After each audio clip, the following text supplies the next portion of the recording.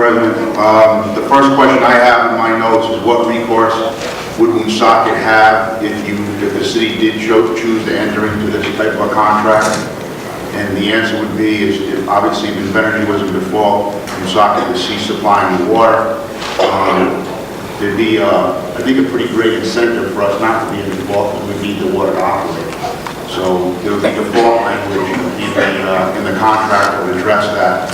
The next question that speaker asked was what happens in 10 years, and I think she was referring to what happens if one of your large water users is Technic. Say another Technic came into the city and wanted to locate. Obviously that would be a good thing. As that graphic that we showed depicted, you still have 36% of your water resource that will be available. So hopefully that will happen for Woonsocket and there will still be a water resource. I apologize, I didn't get the last name of the speaker, but the question that I took down that she asked was, you haven't given any explanations tonight about environmental impact. And that is correct. We weren't going to use our time tonight to address environmental impacts. That's something that the EFSB is going to address, and they're going to have to make those decisions. We've focused tonight on the water usage and the contract that we may or may not enter into with the city. How you sleep at night? There was a gentleman that asked about the extensions on the contract. If it was extension, under what terms would it be extended? The current proposal we have on the table is if it was extended, then those terms that we have would continue to apply and pay the $500,000 a year with a 3% escalation and the $200,000 a year. The gentleman asked what percentage of the new, I guess you're upgrading your water plant, what percentage of that upgrade would be done specifically for Invenergy? We're not aware that any of it would be done specifically for Invenergy. Obviously, you would have to research that further. We're not correct, but I don't believe that to be the case. The gentleman then asked about a demand fee. In other words, if our demand went above a certain level, would we pay an increased fee? Legal counsel has put language in there that we couldn't go above certain demand levels, so there is not the concept of a demand fee. That's not something obviously it could be explored, but we haven't discussed that yet. The quid pro quo to that would be, obviously you'd be able to go above your demand floor and pay your demand fee. But that's not what's been discussed to date. Mr. Olson asked a question that John is best to answer, and that is this demineralizing technology being used now, and if so, where? Yeah, thanks. This technology has been around for approximately 40 years. The mobile, we call them mobile demineralized ion exchange trailers. It's actually a company, it's a GE Water.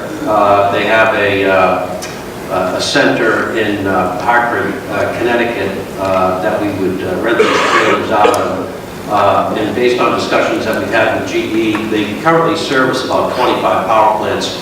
Power generators typically don't use this technology as their primary treatment source just because it is expensive.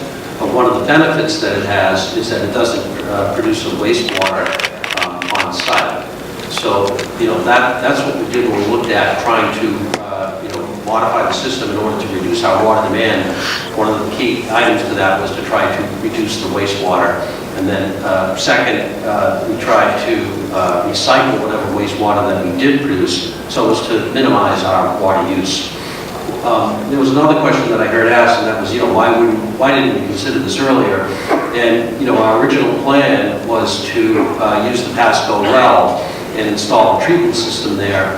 And part of that design, we wanted to have a fairly high flow rate so as to try to, increase the, cleaning or remediation of that well. So in discussions that we had with Department of Health and RIDEM, having a higher flow rate, was actually beneficial. So, once Pasco Utility, decided to terminate the letter of intent that we had, it was really at that point when we started looking around as to, what alternatives did we have, could we reduce the flow rate? So, that's really when we started looking at it. I didn't have any other questions in my notes, Mr. President. Now you believe it.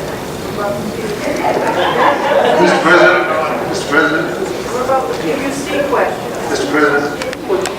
If I, he's got, there was one other question from Mr. DeRozier about why pushing a fossil fuel plant, and Invenergy does a lot with wind and solar, why not that process?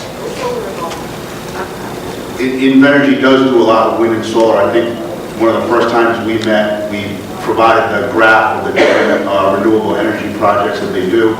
And as Mr. Nyland has explained on several occasions, if you're going to have a productive renewable portfolio of energy, sometimes the sun doesn't shine, sometimes the wind doesn't blow. You're going to need baseline plants to smooth that out.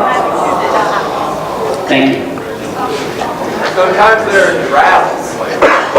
I think, Mr. President, I just looked at my notes, there was one other question about a PUC jurisdiction of public utility. Yes, yes. Is that something you want to answer, Bruce? Mr. President, I wanted to, Bruce Toby for Renewable 7 on the West, I wanted to weigh in on the gentleman's question on public utility jurisdiction. As this transaction is currently being contemplated, it would be a point of sale within the city. It would not be an extension of service beyond the city for purposes of PUC jurisdiction. So this would not have to go before the Public Utilities Commission. It's not a contract with another community or jurisdiction beyond the boundaries of the city. Secondly, I just want to spend a second on a reminder on, and it's been touched on in Mr. Russo's remarks a minute ago, and that is basically the question as to what is the question. And while it's certainly useful to hear concerns on environmental issues, which is central to many folk, the matter of whether or not the power plant is to be built is not before this council.